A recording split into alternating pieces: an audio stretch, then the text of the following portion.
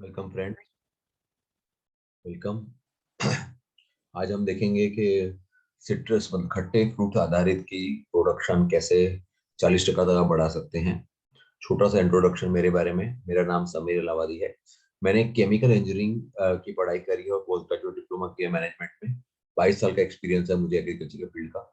मैं technical director हूँ उत्कृष्ट एग्रोकेम प्राइवेट लिमिटेड कंपनी का। इस कंपनी में हम लोग 120 से ज्यादा नॉन पॉइजनस प्रोडक्ट्स बनाते हैं एग्रीकल्चर, हॉर्टिकल्चर, फ्लोरिकल्चर, हाइड्रोपोनिक्स वगैरह के लिए।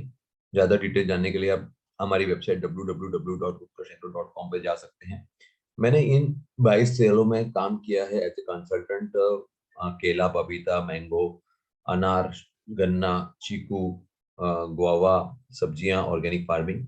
मैं विजिटिंग फैकल्टी रहा हूँ। आई एम जम्मू और ईडीआई के अंदर जहाँ मैं एग्रीकल्चर आधारित सेक्शन लेता हूँ।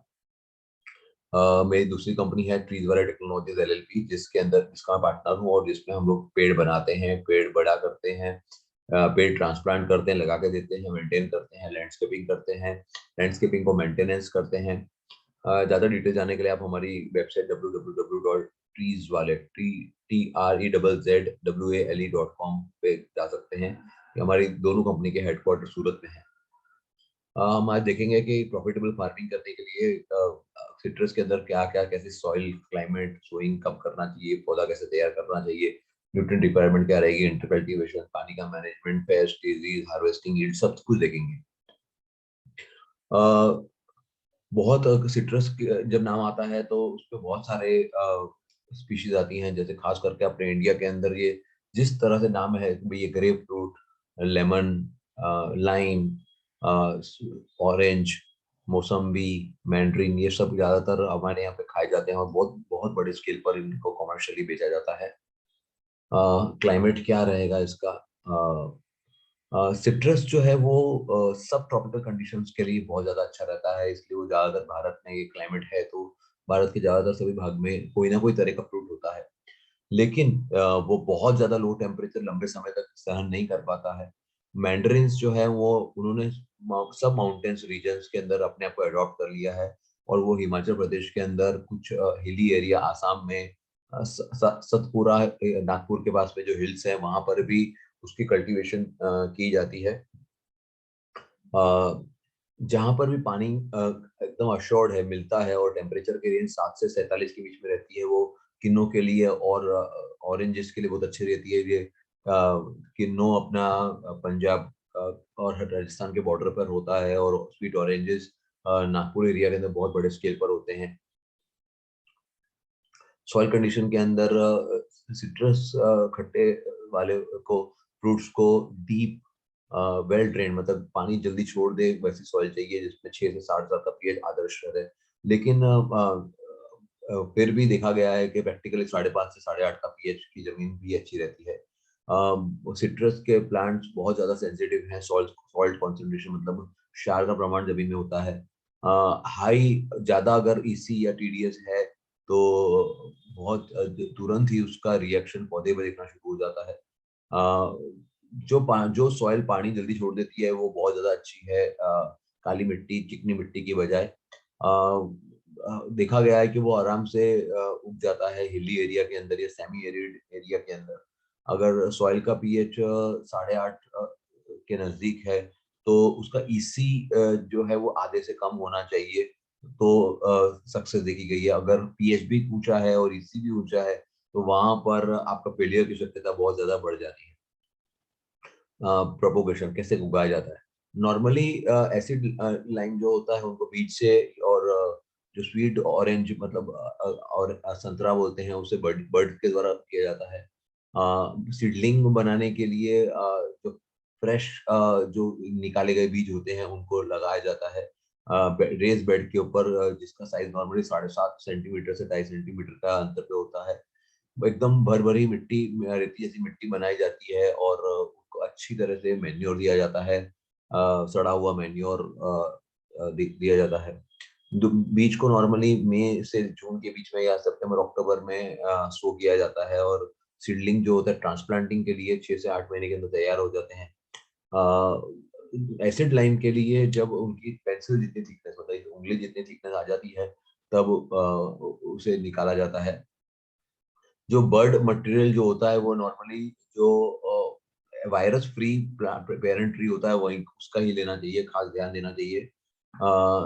सीड बेड जो बनाया जाता है उसको देखते हैं कि वो डैम्पिंग ऑफ से फ्री रखने के लिए उसका बोड़ो मिश्रण आप दे सकते हैं 1% वाला, या मेटल एक्सिल दे सकते हैं, या अगर आप जैविक तरह से करना चाहते हैं तो उत्कृष्ट का फंग फ्री या माइक्रोब्स दे सकते हैं।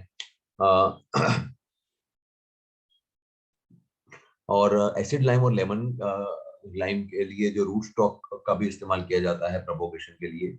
जो दो प्रोडक्ट है मैंने आपको बताया, ये फंग फ्री है, माइक्रोब्स है, आप इनको आप ले सकते हो। फंग फ्री के अंदर कॉम्बिनेशन रहता है ट्राइकोडर्मा विरिडी, ट्राइकोडर्मा अर्जेनियम, यानी ऐसे 4-5 स्पीशीज रहते हैं। जो माइक्रोब्स बीजी रहता है उसके अंदर सभी बायो फर्टिलाइजर्स रहते हैं, उसके साथ में ट्राइकोडर्मा विरिडी भी उसके अंदर होता है।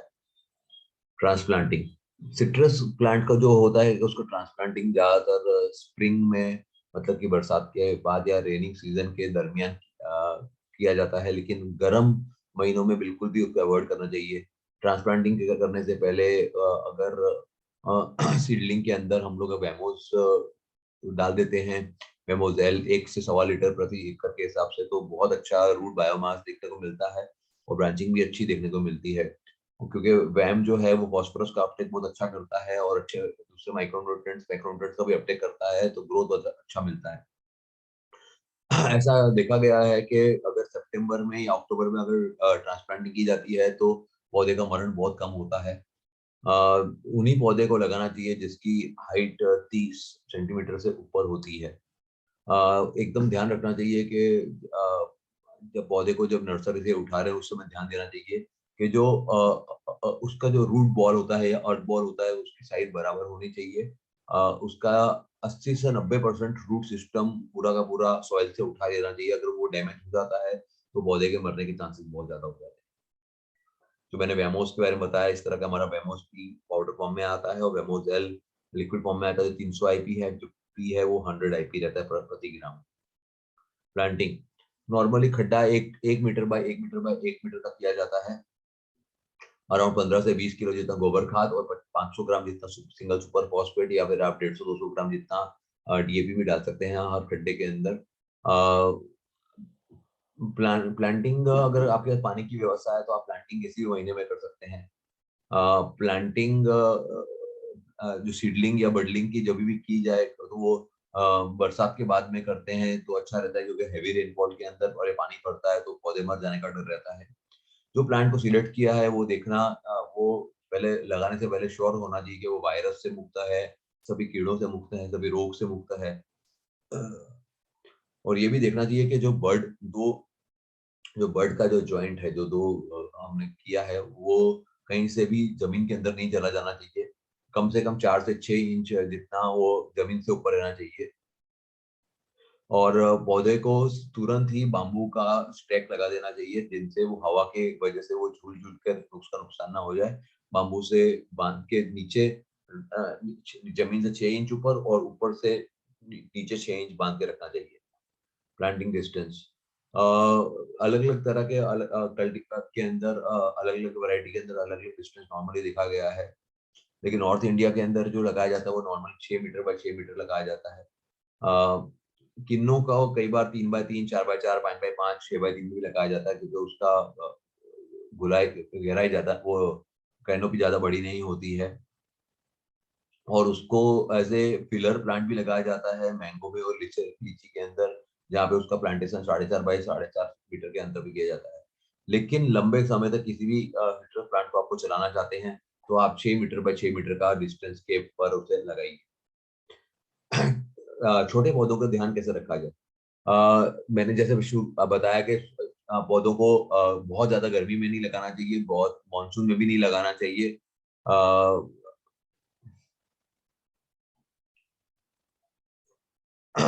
और उसका जो यंग पौधे रहते हैं उनको बर्फ का भी बहुत डर रहता है, तो उनको 2 विंटर तक, मतलब जहाँ पे टेम्परेचर काफी कम हो जाता है, 4-5 डिग्री तक चला जाता है, तो वहां पर उस समय फ्रॉस्ट से भी उसे बचाना चाहिए 2 सर्दियों तक। रेगुलरली अगर हम पानी देते हैं तो उससे गर्मी की और ठंड की इंजरी से बचाया जा सकता है।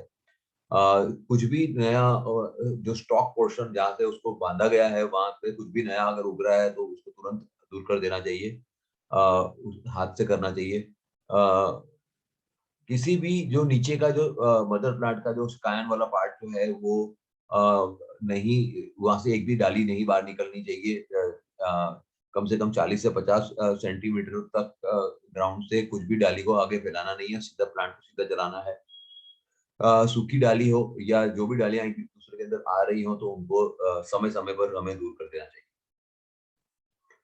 ट्रेनिंग, सबसे नीचे जो डाली रहती है वो 40-50 सेंटीमीटर से जमीन से ऊपर की ही रहनी चाहिए। 40-50 सेंटीमीटर के नीचे की सभी डालियों को पूरी पूरी दूर कर देना चाहिए। रेगुलरली हमें खेत के अंदर अपनी विजिट करनी चाहिए ताकि हमें ये तय कर सके कि कौन सी डालियां किस दिशा में करनी है।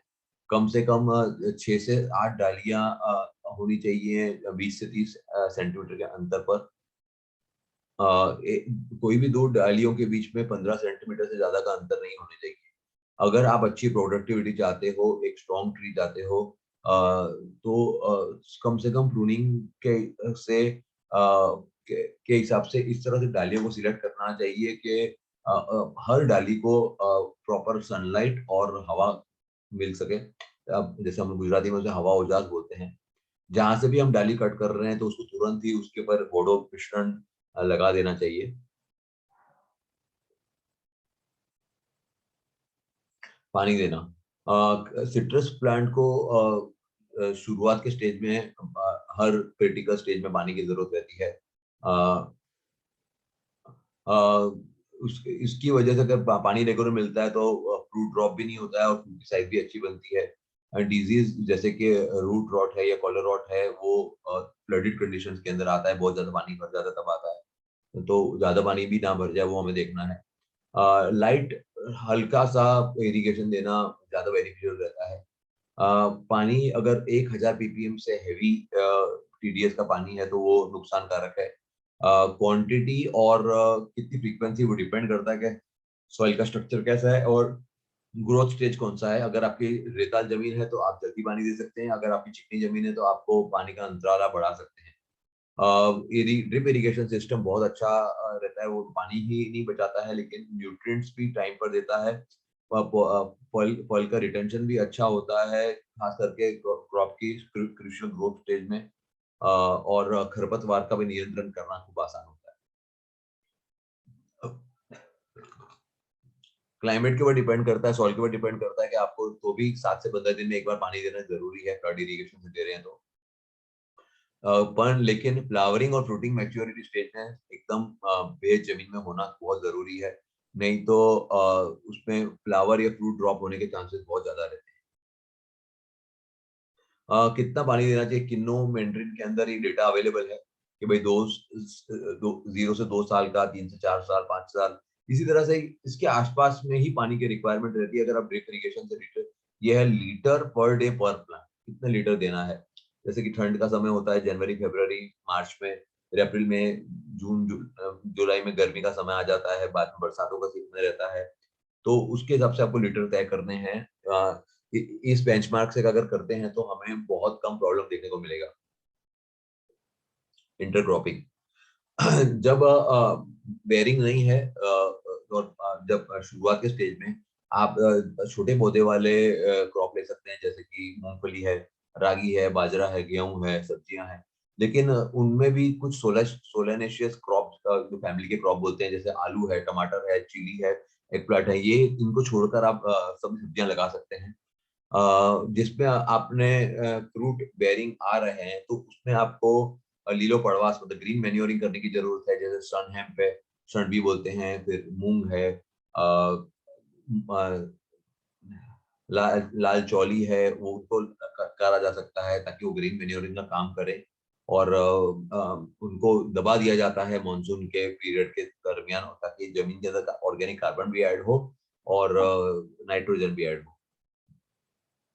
इंटर कल्टीवेशन, बहुत गहरी प्लाउइंग नहीं करनी होती है, ऊपर ऊपर से करना होता है मॉनसून के बाद। इससे कोई भी फाइब्रस सिस्टम की जड़ें उसकी ऊपर ऊपर ही होती हैं, सॉइल जो नीचे वाली रहती है वो हार्ड बनने के चांस होते हैं अगर रेगुलरली पानी देने की वजह से, इसलिए हल्का हल्का हैंड डिगिंग करना बहुत ज्यादा जरूरी रहता है हर 3 पानी के बाद में, जिससे कि अ, जमीन के अंदर नरमाई मेंटेन रहे। किसी भी संजोग में खरपतवार को ज्यादा बहुत बड़े स्केल पर उगने नहीं देना चाहिए और उसे तुरंत समय समय पर निकालते रहना चाहिए। इंटरकल्चरल ऑपरेशन खास करके जैसे खरपतवार बोला है, उन्हें दूर करते रहना चाहिए। होइंग साल में एक बार करना चाहिए, जिससे वीड्स दूर हो जाए। रोटावेटर की मदद से खरपतवार को अगस्त सितंबर में दूर कर देना चाहिए। दूसरा प्री इमरजेंस आप वीडीसाइड जैसे डायूरोन है, टर्बासिल है, एट्राजिन है, उनको उनके स्प्रे के द्वारा भी खरपतवार को नियंत्रण में रख सकते हैं। जो साल में एक बार निकलता है जैसे पैराक्वाट, उनका पैराक्वाट स्प्रे कर सकते हैं, या बरू घास है या वुडी वीड्स हैं तो ग्लाइफोसेट का इस्तेमाल कर सकते हैं। पैराथियम को आप फ्लावरिंग स्टेज के ऊपर खाली नमक का स्प्रे कर उसके भी दूर कर सकते हैं। शैलो प्लाविंग लिया जा सकता है मानसून सीजन के लिए, फाइबर सिस्टम के अंदर ना हो। मल्चिंग वीडिंग और मैन्योरिंग के बाद में सूखे पत्तों से वाड़ी को मतलब पूरी ऑर्चार्ड को भर देना चाहिए, या पैडी हस्क से भर देना चाहिए। अराउंड 8 सेंटीमीटर का थिकनेस से भरना चाहिए, जिससे कि जो बेसिन का एरिया जो रहता है वो पूरा का पूरा खरपतवार मुक्त रहे और पानी की जरूरत कम पड़े और फ्रूट की क्वालिटी उसकी वजह से बहुत ज्यादा अच्छी आती है। फ्रूट ड्रॉप का एक बड़ा प्रॉब्लम है, तो वो उसको बचाना खूब ज्यादा जरूरी रहता है। हार्वेस्टिंग से पहले या प्री हार्वेस्टिंग के समय फ्रूट ड्रॉप को बहुत कॉमन देखा गया है। उसके लिए 3 स्प्रे आप ले सकते हैं 2,4-D के 10 ppm के हिसाब से। 10 ppm का मतलब होता है 1 ग्राम सॉल्ट पानी के अंदर। खास करके एक पहला स्प्रे फ्लावरिंग के समय, दूसरा स्प्रे 1 महीना के बाद में फ्रूट सेट के बाद, और तीसरा स्प्रे तोड़ने से 1 महीना पहले करते हैं तो बेनिफिशियल रहता है और मिनिमम फ्रूट ड्रॉप आता है। मैन्योरिंग और फर्टिलाइजेशन, ये टॉपिक मैंने काफी डिटेल में तैयार किया है। आप बहुत सारे पॉइंट्स हैं जिसको अगर आप ध्यान से 2-3 बार समझेंगे तो बहुत काम लगेगा। ऑर्गेनिक मैन्योर जो दिया जाता है वो फार्मयार्ड मैन्योर, कंपोस्ट या ऑयल केक जैसे कि कैस्टर केक या नीम केक उसके स्वरूप में दिया जाता है। नाइट्रोजन नॉर्मली यूरिया का स्वरूप में रिकमेंडेड है। फॉस्फोरस एसएसपी को तरह दे सकते हैं, डीएपी की तरह से दे सकते हैं। पोटेशियम एसओपी या एमओपी के फॉर्म में आप दे सकते हैं। मैन्योर्स को नॉर्मली 3 बार दिया जाता है। पहला डोज तीनों की डोज इक्वल रहते हैं उम्र के हिसाब से। पहला डोज दिसंबर जनवरी में देते हैं, दूसरा जुलाई अगस्त जून जुलाई में, और तीसरा सितंबर में दिया जाता है। और साथ इनके साथ में एक मिक्सचर दिया जाता है zinc sulphate, ferrous sulphate, copper sulphate, manganese sulphate, boric acid का। वो भी 2-3 बार दिया जाता है। हमारे शेड्यूल के अंदर कॉम्बी सॉइल के नाम से आएगा। दूसरा माइक्रोन्यूट्रिएंट का कॉम्बिनेशन भी दिया जाता है स्प्रे के फॉर्म में। 3 से 4 स्प्रे दिए जाते हैं। पहला स्प्रे बर्ड फॉर्मेशन के समय देना जरूरी है, दूसरा 15 दिन मेन फ्लावरिंग के 15 दिन के बाद में, तीसरा स्प्रे 45 दिन के बाद में मेन फ्लावरिंग के, और जो चौथा स्प्रे है वो सेकेंड लीफ फ्लश, दूसरी बार जो लीफ आता है उसकी शुरुआत में देते हैं। तो कोई भी तरह की माइक्रोन्यूट्रिएंट डेफिशिएंसी नहीं मिलती, ड्रॉपिंग भी इससे बहुत कम होता है। फर्टिलाइजर की जो रिक्वायरमेंट है, जो पर प्लांट है, जैसे 1 साल वाला पौधा है तो उसमें गोबर खाद 20 किलो, यूरिया 200 ग्राम, डीएपी 100 ग्राम, 50 ग्राम एमओपी, कॉम्बी सॉइल 50 ग्राम, इस तरह से उम्र के हिसाब से आपको फर्टिलाइजर को देना है। और 3 इक्वल डोज में देना है, फरवरी जून सितंबर में, जिस तरह से मैंने आगे बताया है। कितना मैक्रोन्यूट्रिएंट निकलता है, कुछ रिसर्च डेटा हमको मिला है। जैसे अगर ऑरेंज है तो नाइट्रोजन 1.77, फास्फोरस 0.22, 2.65 के, 0.72 कैल्शियम, मैग्नीशियम, सल्फर, ये 6 न्यूट्रिएंट्स के बारे में डेटा है। तो अलग अलग तरह के क्रॉप के अंदर आप देख सकते हैं अलग अलग नियरली सिमिलर पैटर्न है उसका विड्रॉल का। तो इसलिए आप का शेड्यूल भी सिमिलर हमने रखा हुआ है सब चीज के लिए। ये बहुत इंपॉर्टेंट स्लाइड है। कौन कौन से तत्व क्या रोल प्ले करते हैं। यील्ड के लिए सभी तत्व इंपॉर्टेंट हैं, खाली कॉपर का महत्व नहीं है, बाकी सारे के सारे तत्व इंपॉर्टेंट हैं। फ्रूट की साइज के लिए पोटैश और मोलिब्डेनम जवाबदार है।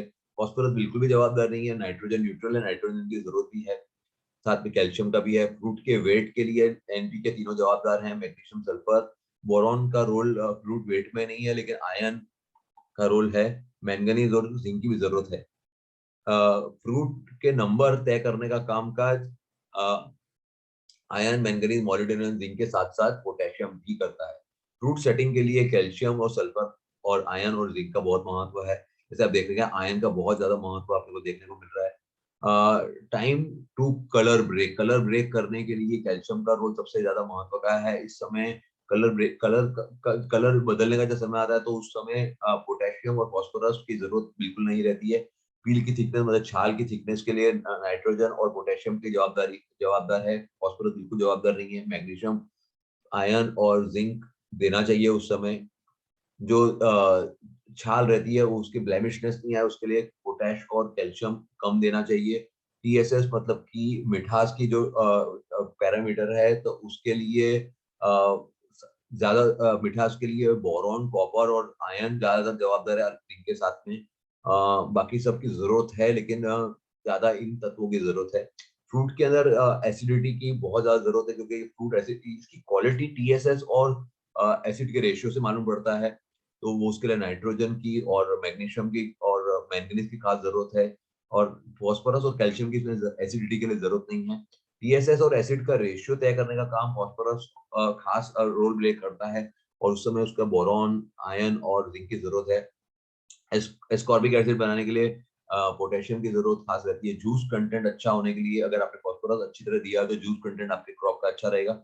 साथ में nitrogen, potassium, calcium, magnesium, copper और मैंगनीज की भी जरूरत रहती है। ये चार्ट बहुत ज्यादा महत्व का है। इसके बाद में भी एक और आगे मैंने चार्ट बनाया है जो कि अलग तरह का है। तो ये जो जितनी बातें हम बता रहा हूँ मैं, उन सब के अंदर कमी ना हो उसके लिए हमने अपना ये शेड्यूल बनाया हुआ कि पहले बेसल डोज में चार्ट के हिसाब से दे दो, उस पर ट्रेंचिंग कर दो माइक्रोब्स एमोस का। बाद में अच्छा रूट डेवलपमेंट के लिए ये 3 साल, उसके बाद के क्रॉप्स के लिए रहता है horse power roots multiplier stress free. Bud formation में जो स्प्रे रहता है horse power F plus, horse power F plus. Fruit setting के समय 0 बाउंड 34, कॉम्बी2 स्ट्रेस फ्री। फ्रूट बेरिंग के समय 13-0-45 और F N answer beam plus. और मेच्योरिटी के समय 00-50 F N answer beam plus. आपने कौन सा क्रॉप ले रहे हैं उसके बाद महीना होगा, ये महीना ऐसे ही रेफरेंस के लिए लिखा हुआ है। आप किस तरह से कर रहे हैं मेजर है कि आपको ये स्टेजेस भी लिखे हुए हैं कि बर्ड फॉर्मेशन के समय पेट्रोल गिरता है, उस समय फ्रूट सेटिंग के समय, फ्रूट बेरिंग के समय और मेच्योरिटी के समय। हमारे जो अपने प्रोडक्ट्स रिकमेंड किए जैसे कॉम्बी सॉइल, माइक्रोब्स, वेमोजेल, horse power roots multiplier stress free. Combi soil जो स्प्रे के लिए है horse power F plus, horse power F plus 0 bound 34 stress free कॉम्बी2। और 13-0-45 F N answer beam plus, 00-50 F N answer beam plus. अभी अपने देखेंगे कौन कौन से टाइप के न्यूट्रिएंट्स चाहिए और उसका क्या रोल है। बहुत ज्यादा इंपॉर्टेंट है। जैसे शुरुआत का स्टेज है कि फ्लावरिंग के लिए नाइट्रोजन जो है यील्ड को बूस्ट करता है और ट्री की प्रोडक्टिविटी बढ़ाता है। फॉस्फोरस की जरूरत है फ्लावरिंग के लिए, लॉन्ग टर्म प्रोडक्टिविटी के लिए। पोटैश है कि अर्ली ग्रोथ को एस्टैब्लिश करने के लिए उसका महत्व है। कैल्शियम है, वो पत्ते की ग्रोथ, पॉलिनेशन और फ्रूट सेट में मदद करता है। सेकेंड स्टेज आती है फ्रूट सेट की। फ्लावरिंग के बाद फ्रूट सेटिंग का स्टेज आता है, तो उसमें नाइट्रोजन जो है वो लीफ का ग्रोथ मेंटेन रखता है, क्योंकि लीफ जितना अच्छा रहेगा फोटोसिंथेसिस उतनी अच्छी रहेगी, उतना फ्रूट सेट होगा। फ्लावर और स्ट्रॉन्ग फ्रूट सेट बना फ्लावरिंग के लिए और स्ट्रॉन्ग फ्रूट सेट के लिए जरूरी है। पोटेशियम और मैग्नीशियम कंटिन्यूस स्ट्रॉन्ग ग्रोथ के लिए जरूरी है। कैल्शियम की खास जरूरत है अच्छी फ्रूट की प्रोडक्टिविटी और क्वालिटी के लिए। सल्फर की जरूरत है फ्रूट सेट और फ्रूट रिटेंशन के लिए। जिंक, मैंगनीज, आयरन फ्रूट की ईल्ड और क्वालिटी के लिए। मैंगनीज और जिंक हर लीफ फ्लश के ऊपर स्प्रे देना बहुत जरूरी है। इसके लिए हर लीफ फ्लश के ऊपर अलग अलग स्टेजेस के अंदर हमने बार बार कॉम्बी2 का रिकमेंडेशन दिया है। बोरॉन की जरूरत है फ्रूट ड्रॉप के लिए अटकाने के लिए और फ्रूट की डिफॉर्मिटी को दूर करने के लिए। फ्रूट को भरे न्यूट्रिएंट से भरने के लिए ये सब तत्वों की जरूरत है। नाइट्रोजन जो है वो यील्ड को मेंटेन करता है, स्किन की थिकनेस और फ्रूट की एसिडिटी को अच्छा लाता है। पोटेशियम जो है वो मैक्सिमम फ्रूट को भरने में, फ्रूट की साइज में, प्रोडक्टिविटी, स्किन की क्वालिटी में, विटामिन सी कंटेंट के लिए और जो फ्रीजिंग या फ्रूट का जो फटना है उसको दूर करने में, बचाने में पोटेशियम का रोल है। कैल्शियम जो है लीफ की ग्रोथ अच्छी रखता है, ट्री को पेड़ के अंदर ताकत बना के रखता है।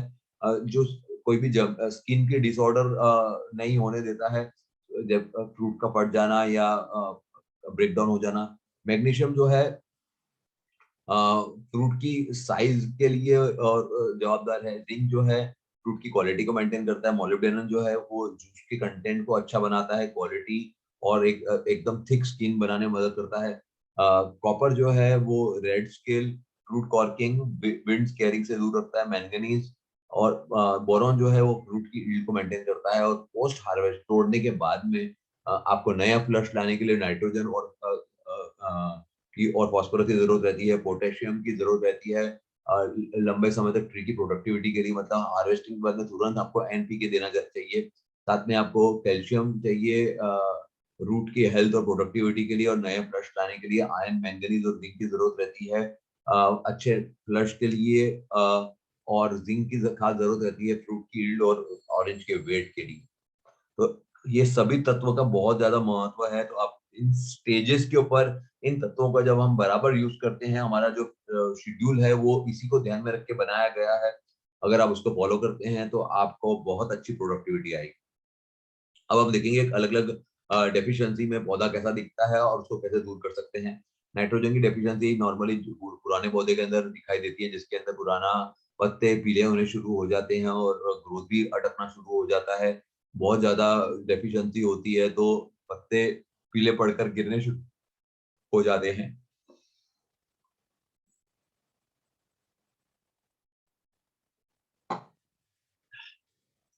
नाइट्रोजन की कमी दूर करने के लिए या नहीं आए उसके लिए यूरिया अमोनियम सल्फेट का आप जमीन में दे सकते हैं। पोटेशियम नाइट्रेट, कैल्शियम नाइट्रेट का स्प्रे कर सकते हैं।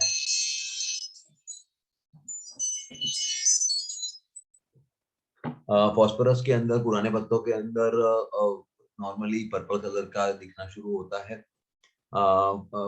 फ्रूट्स के जो स्किन होती है वो थिक होनी शुरू हो जाती है और हॉलो सेंट्रल कोर जो है वो हॉलो होना शुरू होता है। फ्रूट मतलब स्किन जाड़ी हो जाती है, फ्रूट छोटा हो जाता है अगर फास्फोरस की कमी के अंदर।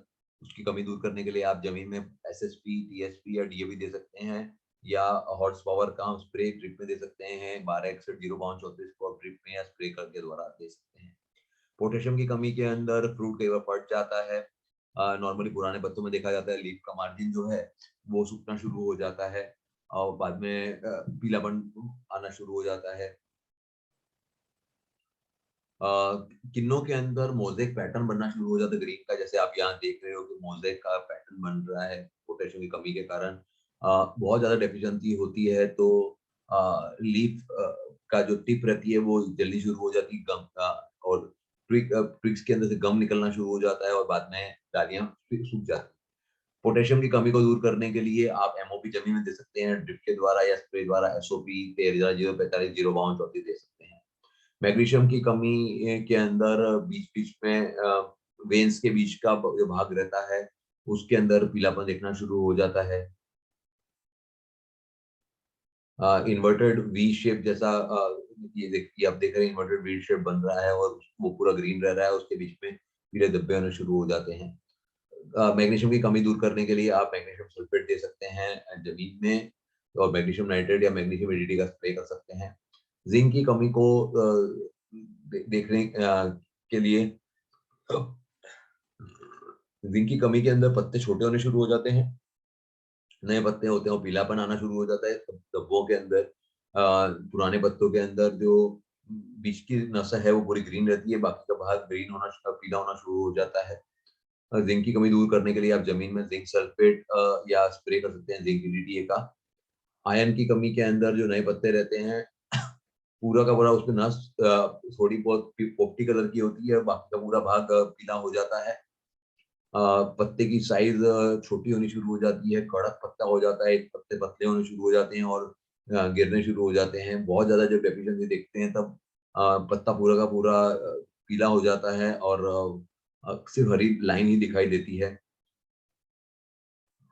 अ, उस आयरन की कमी दूर करने के लिए आप पैरासल्फेट जमीन में दे सकते हैं या एफईडीटी का स्प्रे कर सकते हैं। एफईडीटी का स्प्रे कर सकते हैं, ड्रिप से आप एफईडीटी की एडहा दे सकते हैं। बोरॉन की कमी के अंदर छाल एकदम जाड़ी हो जाती है और अंदर का भाग एकदम रस वाला भाग छोटा होना शुरू हो जाता है, फल फटने शुरू हो जाते हैं, पत्ते जो हैं वो पतले होने शुरू हो जाते हैं। बोरॉन की कमी को दूर करने के लिए आप जमीन में बोरेक्स दे सकते हैं या डाइसोडियम ऑक्टोबोरेट को ड्रेंचिंग कर सकते हैं या स्प्रे कर सकते हैं। कैल्सी बोरॉन एफएनएंसर का स्प्रे भी कर सकते हैं। कैल्शियम की कमी के अंदर फल फटता है, क्रैक होना शुरू हो जाता है। उसकी कमी को दूर करने के लिए ड्रिप में या स्प्रे द्वारा कैल्शियम नाइट्रेट दे सकते हैं या स्प्रे द्वारा कैल्शियम एडिटी, कैल्सी बोरॉन या एफएनएंसर दे सकते हैं। मैंगनीज की कमी के अंदर नॉर्मली नए पत्तों में देखी जाती है, बाद में वो बुजुर्ग पुराने पत्तों में जाती है। उसकी कमी आयरन की कमी की थोड़ी-थोड़ी जैसे होती है। अ अ, मैंगनीज की कमी को दूर करने के लिए आप स्प्रे कर सकते हैं। मैंडेट का मैंगनीज ईपीटी जिसमें 12% मैंगनीज आता है। कॉपर की कमी के अंदर गमिंग शुरू हो जाता है उनकी डालियों के ऊपर, लेकिन कोई भी फंगस दिखाई नहीं देता है। जो डालियाँ होती हैं उसके अंदर इस तरह का सूखापन आना शुरू हो जाता है। फल के ऊपर भी कोई भी डिजीज़ के बिना दाग आने शुरू हो जाते हैं एस शेप के। कॉपर की कमी को दूर करने के लिए आप कॉपर एडीटी का स्प्रे कर सकते हैं या कॉपर सल्फेट जमीन में दे सकते हैं। लेकिन एक भी माइक्रोन्यूट्रिएंट की कमी ना आए उसके लिए आप जैसे शुरू में बताया मैंने कॉम्बी-2 का उपयोग कर सकते हैं, जिसमें कॉम्बी-2 6 के 6 तत्व आ जाते हैं। अभी हम देखेंगे कि सिट्रस के अलग-अलग कीड़ों के जो नुकसान के बारे में। लीफ माइनर जो रहता है, 2 पत्तों के 2 लेयर के बीच में एक कीड़ा रहता है जो चलता है और उसकी वजह से सांप के शेप के लाइनें बढ़ जाती हैं, माइन्स बन जाती हैं। जो अफेक्टेड पत्ते होते हैं वो कर्ल डिफॉर्म हो जाते हैं और प्लांट थोड़ा बीमार जैसा दिखना शुरू हो जाता है। उसके केमिकल नियंत्रण के लिए आप एनवाल 1 एमएल या इमिडाक्लोरोप्रिड 0.4 एमएल या ट्राइजोपॉस 2.5 एमएल या क्लोरोपाइरिफॉस 3 एमएल के हिसाब से आप स्प्रे कर सकते हैं। सेकंड स्प्रे 1 वीक के बाद कर सकते हैं। ऑर्गेनिकली अगर आप कंट्रोल करना चाहते हैं तो निमोसिपी 4 एमएल या निमोस गोल्ड 1 एमएल के हिसाब से कर सकते हैं।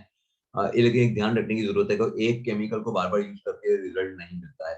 लेकिन आप ऑर्गेनिक के अंदर नीम तेल को 2-3 बार स्प्रे करते हैं तो रिजल्ट बहुत अच्छा आता है। Bark and stem borer. जो कैटरपिलर रहता है, ये जो कैटरपिलर है वो थड़ के अंदर छेद करके, ये इस तरह का छेद करके अंदर घुस जाता है। वो जो लार्वा रहता है वो लंबी-लंबी गैलरियाँ बना देता है अंदर जाके और वो बाहर आता है तो उसके ऊपर वो उसका खाना खाता है।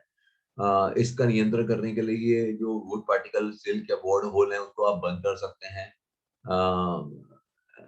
क्या बोलते हैं, केरोसिन या पेट्रोल डालकर रुई डाल के बंद कर सकते हैं।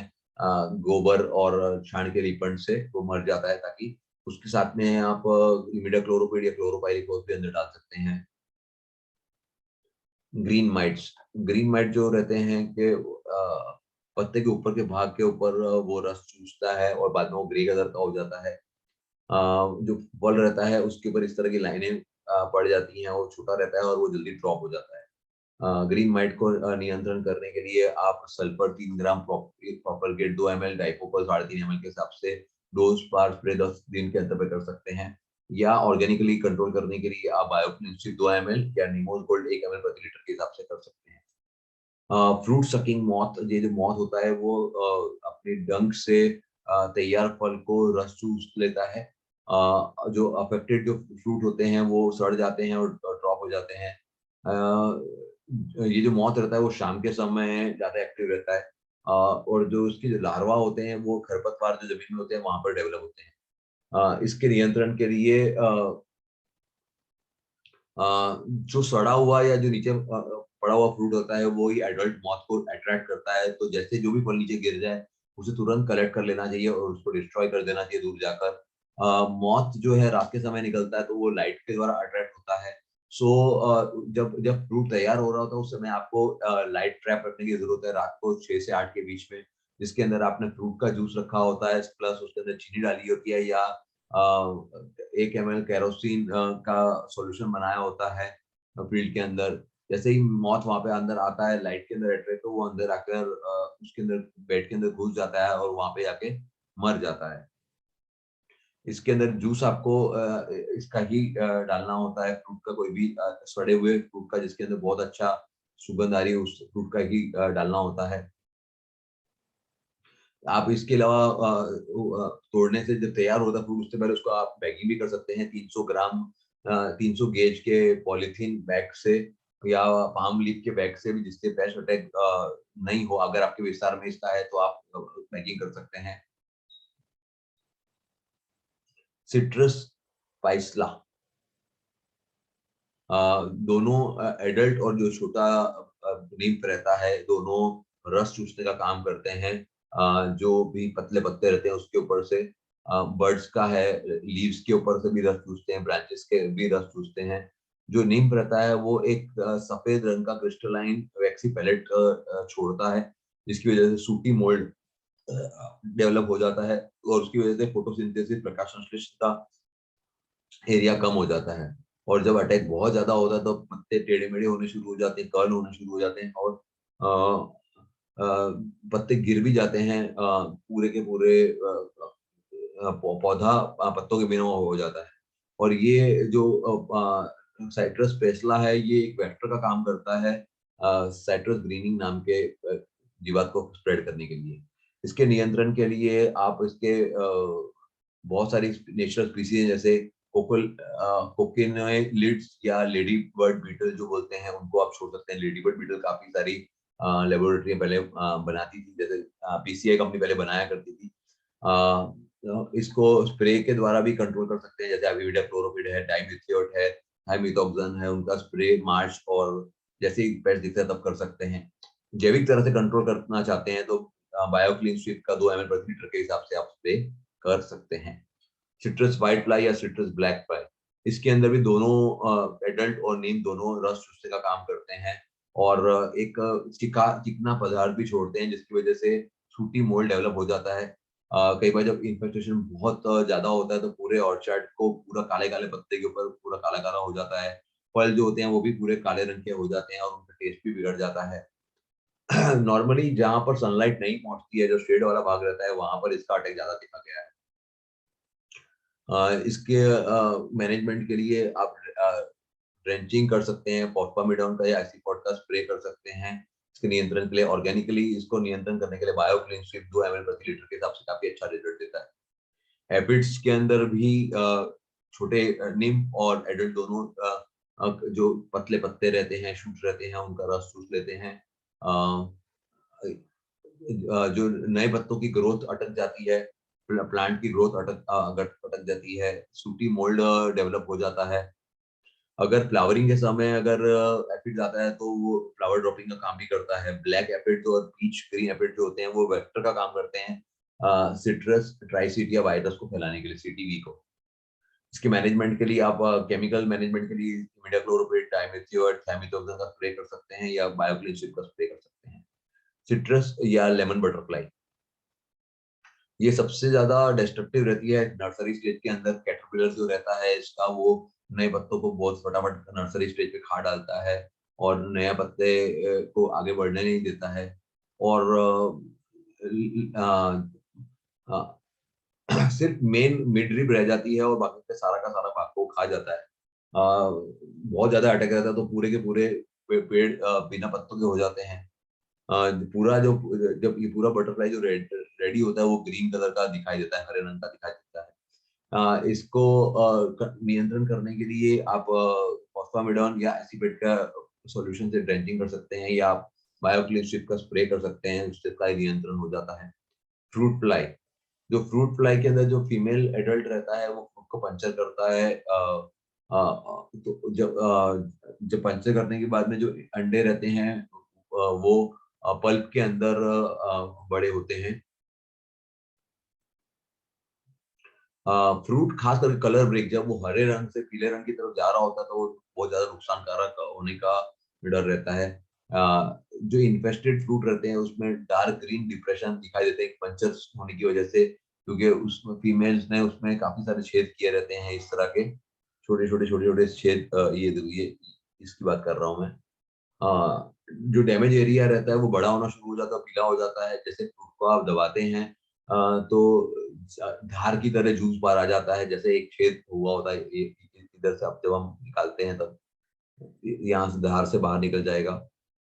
फ्रूट सड़ना शुरू हो जाता है क्योंकि उसमें फंगस लग जाता है या बैक्टीरियल इन्फेक्शन लग जाता है, और जल्दी फ्रूट गिर जाता है।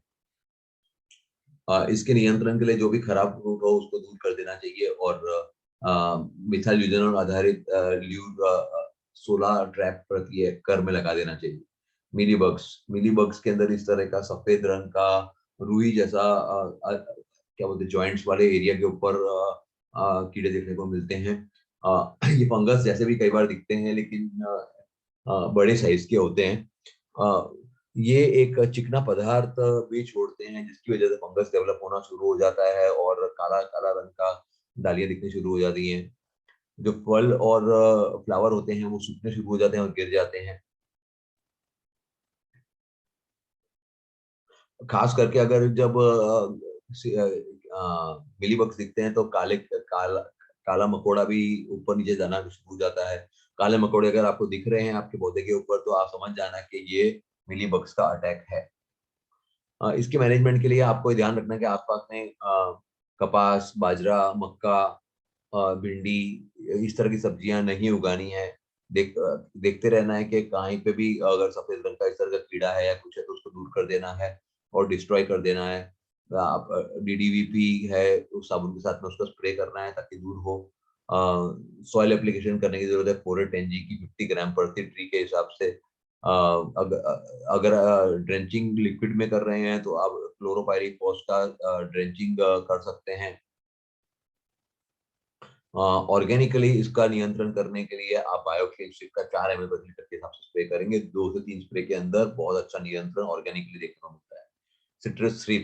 सिट्रस थ्रिप्स जो रहते हैं वो बहुत छोटे प्राणी रहते हैं, लेकिन नरी आंख से हम देख सकते हैं बिना उसके माइक्रोस्कोप के। वो नॉर्मली फ्लावर्स को, पत्तों को और जो पतली चीजें होती हैं उसको नुकसान करते हैं रस चूस कर। वो नॉर्मली फ्लावर्स को सुखा डालते हैं और वो सिकुड़ा डालते हैं। पत्तों के ऊपर दो सफेद वाइट रंग की पैरेलल लाइन दिखी जाती हैं। जो पत्ते रहते हैं वो भी कप शेप के बनते हैं और सिकुड़ जाते हैं। ये इस तरह से कप शेप का इस तरह का नुकसान अगर है तो वो थ्रिप्स का डैमेज है। नर्सरी स्टेज के अंदर थ्रिप्स अगर आती है तो वो ग्रोथ को अटका देते हैं। सिल्वर व्हाइट इरेगुलर पैचेस बनने शुरू हो जाते हैं। फ्रूट का कलर भी एकदम खराब हो जाता है और कस्टमर नॉर्मली उस फ्रूट को लेता नहीं है और उसके वैल्यू घट जाती है। इसके केमिकल नियंत्रण के लिए आप राइजोफोस इथियोन का स्प्रे 2 बार कर सकते हैं। ऑर्गेनिकली इसका नियंत्रण करने के लिए आप बायोक्लिन का 2 ml प्रति लीटर के हिसाब से स्प्रे कर सकते हैं। बायोक्लिन स्ट्रिप जो मैंने बताया ये कॉम्बिनेशन है बिवेरिया बैसियाना, वर्टिसिल मिलिकानी, मेट्रिज्म एनोसोक्ली, इन सबका, और ये नीमोस गोल्ड जो मैंने बोला है 10,000 ppm नीम ऑयल। बहुत सारे जो जीवात हैं उनका यहाँ पे लीफ माइनर के लिए निमोसिपी, बार्क स्टेम बोरर के लिए निमोसिपी, mites, fruit sucking moth, citrus psylla, ये अलग अलग अलग कीड़ों के लिए अलग अलग जो भी हमने आपको रिकमेंड की है फंगस या वो उसका रिकमेंडेशन है। ये हमारी सारी दवाइयाँ हैं, सूडोजेल, वायरोस, बायोक्लीन स्वीप। अब हम देखते हैं अलग अलग डिजीज के बारे में। Leaf spot and fruit spot, fruit rot. पानी के अंदर डुबोया हो इस तरह के लेजियंस, मतलब ब्लैक कलर का दिखना शुरू हो जाता है। इसका नियंत्रण करने के लिए जब लीफ स्पॉट या फ्रूट रॉट होता है तो फल गिरने शुरू हो जाते हैं। 2 स्प्रे करने की जरूरत है बोड़ो मिश्रण की, एक मानसून के शुरू होने से पहले और दूसरा मानसून खत्म होते ही। जैविक तरह से कंट्रोल करने के लिए इसी 2 टाइम पर आप पंखुड़ी का भी स्प्रे कर सकते हैं। सिट्रस स्कैब, इसके जो सिम्टम्स रहते हैं शुरू में वो छोटा छोटा डॉट बनना शुरू हो जाता है पत्तों के ऊपर। बाद में वो एकदम धार वाला बड़ा सा होना शुरू हो जाता है। जो उसका जो ऑपोजिट सरफेस रहता है, सर्कुलर डिप्रेशन इतना बनना शुरू हो जाता है और पिंक से रेड सेंटर होता है। इस तरह के खड्डे बनने शुरू हो जाते हैं। फल के ऊपर लेजिन एक कॉर्क जैसा प्रोजेक्शन बनना शुरू हो जाता है। बाद में वो बड़े एरिया में स्प्रेड हो जाता है। इसके मैनेजमेंट के लिए आपको नर्सरी के अंदर स्कैब फ्री प्लांट लेना है। जो भी स्कैब डेवलप हुआ है उसको दूर कर देना है जुलाई से पहले या मानसून से पहले, और उसको जला देना है। जितने भी इन्फेक्टेड फल या फूल हैं उनको दूर कर देना है। 3 स्प्रे करने की जरूरत है, जायरम का, मैंकोजेब का, कॉपर ऑक्सीक्लोराइड का या बोडो मिश्रण का। जून के लास्ट वीक से लेकर अगस्त तक 20 दिन के अंतराल। अगर आप जैविक तरह से नियंत्रण करना चाहते हैं तो फंगफ्री का यही तरह से 3 स्प्रे करने की जरूरत है जून की एंड से लेकर अगस्त 20 तक, 20-20 दिन के अंतराल में। पाउडरी मिल्ड्यू के अंदर व्हाइट कलर के पाउडर जैसी ग्रोथ पत्तों के ऊपर और फल के ऊपर देखी जाती है। इसके लिए आप हेक्साकोनाजोल या वेटेबल सल्फर या कार्बेंडिजम का स्प्रे कर सकते हैं। जैविक तरह से कंट्रोल करने के लिए उत्कृष्ट पंक्ति 2 ml, उत्कृष्ट सिल्फर 2 ml प्रति लीटर पानी के हिसाब से आप इसका स्प्रे कर सकते हैं। डाइबैक या एंथ्रेक्नोज ये डिजीज जो है वो अलग अलग स्वरूप में देखी जाती है। जो ट्विग्स नए पत्ते रहते हैं उनको उनका मरना शुरू हो जाता है, लीफ पत्तों के ऊपर स्पॉट पड़ता है या सड़ना शुरू हो जाता है या ड्रॉपिंग, फ्रूट के ड्रॉपिंग शुरू हो जाते हैं। जो नए पत्ते रहते हैं वो सूखने शुरू हो जाते हैं, टिप से लेकर पीछे की तरफ डाउनवर्ड तक हो जाते हैं। और बहुत सारे ब्लैक डॉट्स फ्रूट की बॉडी के ऊपर डेवलप हो जाते हैं। जो पत्ते रहते हैं उसके ऊपर लाइट ग्रीन स्पॉट दिखते हैं शुरू में, और जो आगे जाके ब्राउन शुरू हो जाते हैं, फाइनली ग्रे बन, सेंटर में ग्रे बन के ब्राउन मार्जिन दिखाई देता है। ये इस तरह से ये यहाँ से शुरू हो रहा है और ये आगे जाके बढ़ता ही जा रहा है। ये एंथ्रेक्नोज का सिम्टम है। इसके मैनेजमेंट के लिए प्रूनिंग कर देना चाहिए और जो इन्फेक्टेड ट्विग्स है उनको फरवरी के अंदर दूर कर देना चाहिए, और बाद में स्प्रे करना है बोडो मिश्रण का या कॉपर ऑक्सीक्लोराइड का मार्च में, जुलाई में, सितंबर में। जैविक तरह से नियंत्रण करने के लिए फंगफ्री का 2 ml प्रति लीटर के हिसाब से आप स्प्रे कर सकते हैं। ये देखो इस तरह का ये है एंथ्रेक्नोज और डाइबैक का सिम्टम। गमोसिस नीचे के भाग से शुरू होता है, खास करके स्टेम जो ग्राउंड के नजदीक रहती है, जो स्किन रहती है, बात रहती है, उस भाग के वो सूखनी शुरू हो जाती है, सिकुड़नी शुरू हो जाती है, क्रैक आना शुरू हो जाता है, और इस तरह के लेंथ, लंबाई के अंदर थर्ड से छुट्टी होनी शुरू हो जाती है। उसके बाद में उसमें से गम निकलना शुरू हो जाता है पार्क में से। जो ऑरेंजेस होते हैं, स्वीट ऑरेंजेस होते हैं, उसमें बहुत सारा कम देखने को मिलता है, लेकिन जो ग्रेप फ्रूट रहता है उसमें ये कम देखने को मिलता है। ये इस तरह का गमोसिस, ये सीधी लाइन हो गई है। इसको गमोसिस कहते हैं, काफी सारे क्रॉप्स में ये देखा गया है।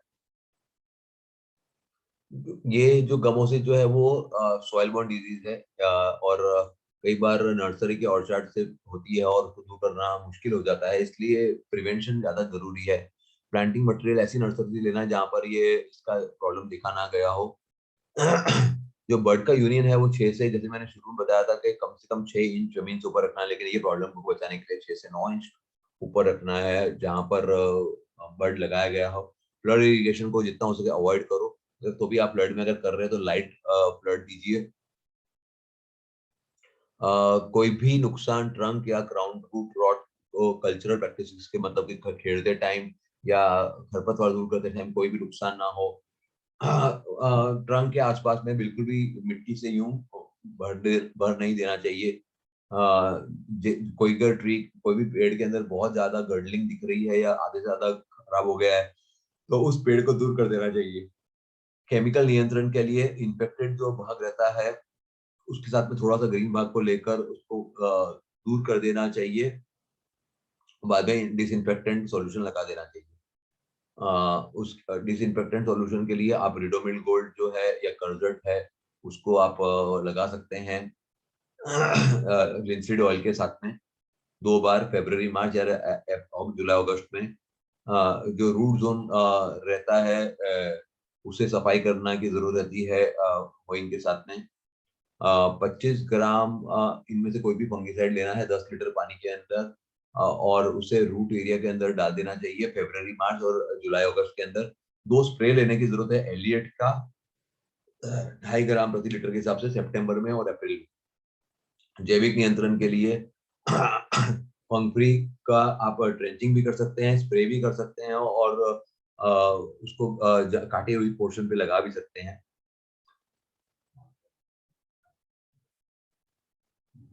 पंखुड़ी जो है वो मैंने काफी पंखुड़ी का बताया कि पंखुड़ी अलग अलग फंगस है, जैसे कि ट्राइकोडर्मा विरिडी, ट्राइकोडर्मा हर्जेनियम, एम्पिलोमाइसिस क्विस्कुलिस और काफी सारी स्पीशीज से बनती है। निमोसिपी जो है वो कोल्ड प्रेस्ड नीम ऑयल है in the pure form. Bacterial disease देखेंगे, बैक्टीरियल डिजीज के अंदर कैंकर डिजीज खूब कॉमन डिजीज है। वो नॉर्मली एकदम छोटा सा दाने डॉट जैसा की तरह से शुरू होता है, बाद में धीरे धीरे करके बड़ा होना शुरू हो जाता है। ये उसके सिम्टम है।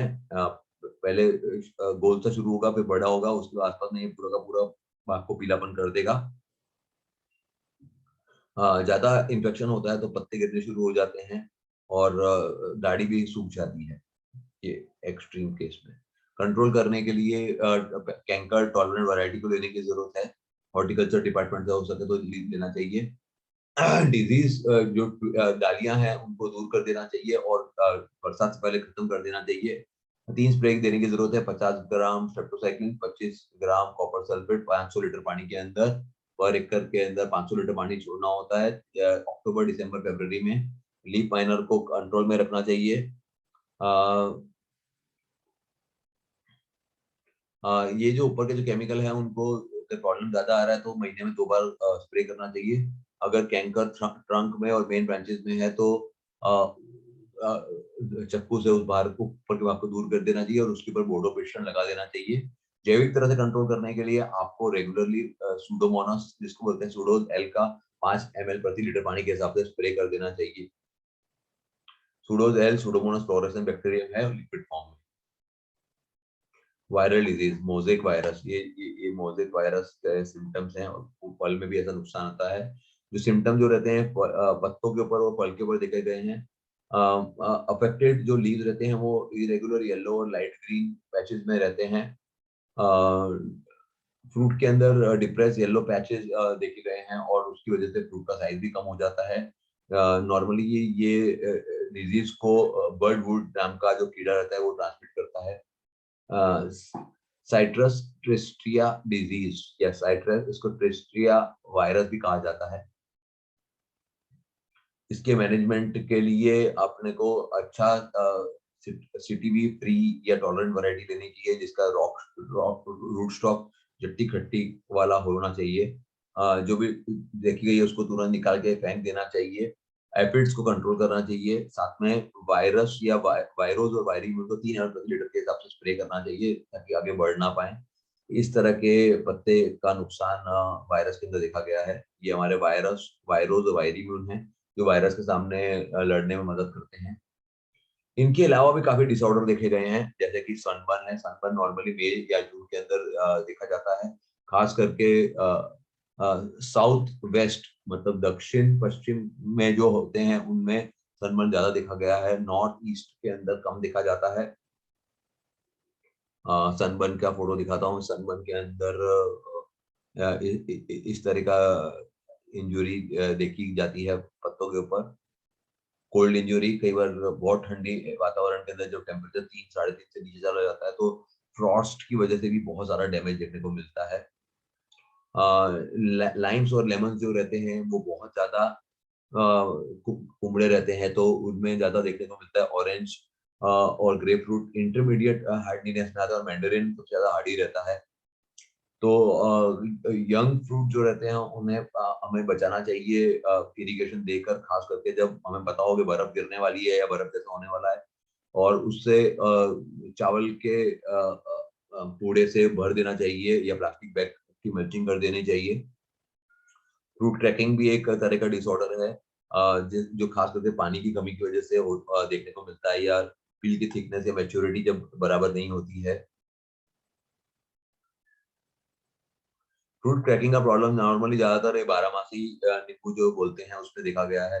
लाइट इरिगेशन खास करके अगर हम देते हैं खास करके गर्मी के समय तो ये प्रॉब्लम कम किया जा सकता है। प्लांट्स को कभी भी ओवर वाटर स्ट्रेस नहीं होना चाहिए, ये फ्रूट क्रैकिंग का सिम्टम है। नॉर्मली पानी के साथ साथ बोरोन कैल्शियम की कमी के अंदर या पोटेश की कमी में भी ये प्रॉब्लम देखा जाता है। ग्रेन्युलेशन एक तरह का फिजिकल डिसऑर्डर है। इसमें जूस का प्रमाण बहुत कम हो जाता है और सिकुड़ना शुरू हो जाता है फल। ये ग्रेन्युलेशन हो गया है, इसके अंदर सिकुड़ जाता है और रस उसमें से कम निकलता है। हेल डैमेज के अंदर नॉर्मली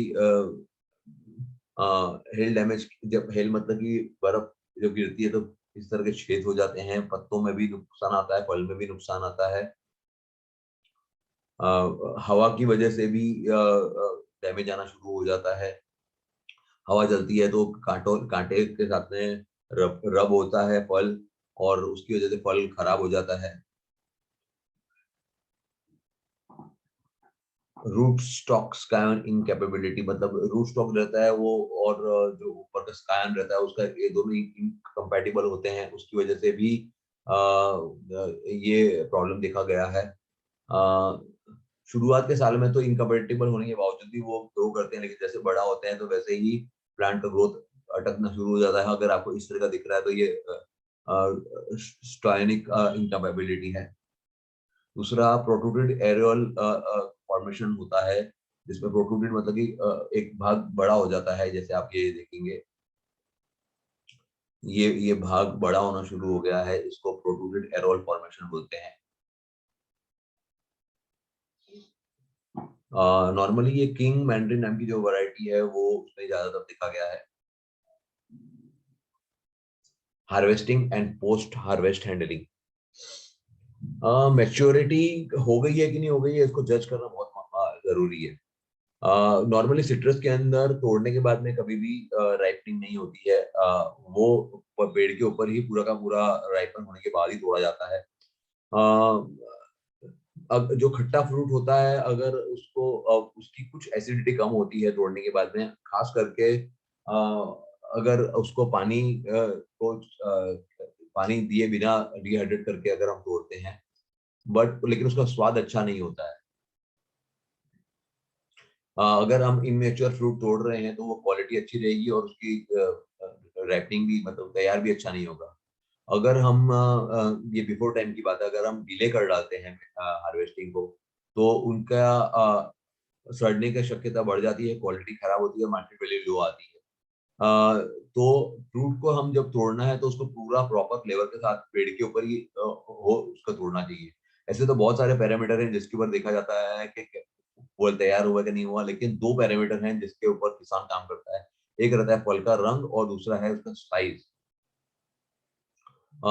लेकिन किन्नों के अंदर ये भी जवाबदार नहीं, क्योंकि उसका जो कलर बदलने का है वो अक्टूबर नवंबर में शुरू हो जाता है, जबकि फल तभी भी इमेच्योर होता है। दूसरा बहुत वैज्ञानिक तरीका जो है जिससे जाना जा सकता है रेडी के नहीं है, वो है total soluble solid to acidity. सबसे रिलायबल है। बड़े किसान इसके हिसाब से काम करते हैं, लेकिन छोटे और किसानों के लिए ये सिस्टम अडॉप्ट करना मुश्किल है। इसलिए ये एक चार्ट है कि जो बहुत अच्छा चार्ट है अलग अलग वैरायटी के हिसाब से, जिसके अंदर कितना टीएसएल रेशियो होना चाहिए, कलर क्या होना चाहिए, वो है फ्रूट का कलर गोल्डन ऑरेंज होना चाहिए, मेच्योरिटी का टाइम भी लिखा हुआ है। तो ये रेशियो अगर हमें पता चल जाता है और कलर ये अगर आ गया है फल का और ये मैच्योरिटी का टाइम है, तो आप किसान नॉर्मली एकदम राइट फल को तोड़ता है।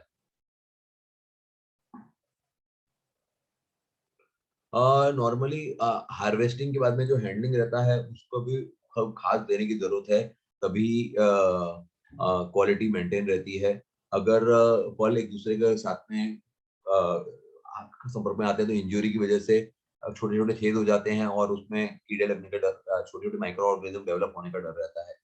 ऐसा माना जाता है कि सिट्रस फ्रूट्स को रफ हैंडलिंग कर सकते हैं, लेकिन हाँ, ऐसा मान सकते हैं कि वो ज्यादा ड्यूरेबल है दूसरे फ्रूट की बजाय, लेकिन उसके ऊपर भी घसाव आ जाता है। नॉर्मली उसको घसाव काफी दिन तक, लंबे समय तक रहता है तो मालूम नहीं पड़ता है, लेकिन जब दूर भेजना है तो उसके लिए खास ज्यादा घसाव ना आ रहा हो, हमें उस तरह से ध्यान देने की जरूरत है। इसलिए रफ हैंडलिंग नहीं करना है अगर आपको अपने फल को दूर भेजना है तो। जब फ्रूट को हम तोड़ रहे हैं तो उसको सीधा वहां से सीधा कैच नहीं लेना चाहिए, क्योंकि स्किन को डैमेज होने का डर रहता है, और स्किन फटने का डर रहता है। तो हार्वेस्ट एक क्लिपर के साथ में छोटा सा भाग डंडी को साथ में रख के तोड़ा जाता है। जो लंबा जो स्टेम है जो फल के ऊपर रह गया है, उसको पैकिंग के समय उसको दूर कर देने की जरूरत रहती है।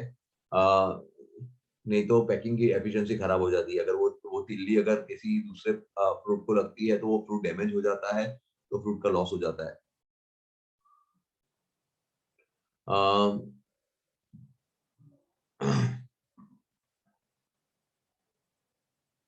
नॉर्मली एक लंबे डंडे से कर्व ब्लेड के साथ में लंबे डंडे के साथ में कर्व ब्लेड के साथ में फ्रूट को हार्वेस्ट किया जाता है।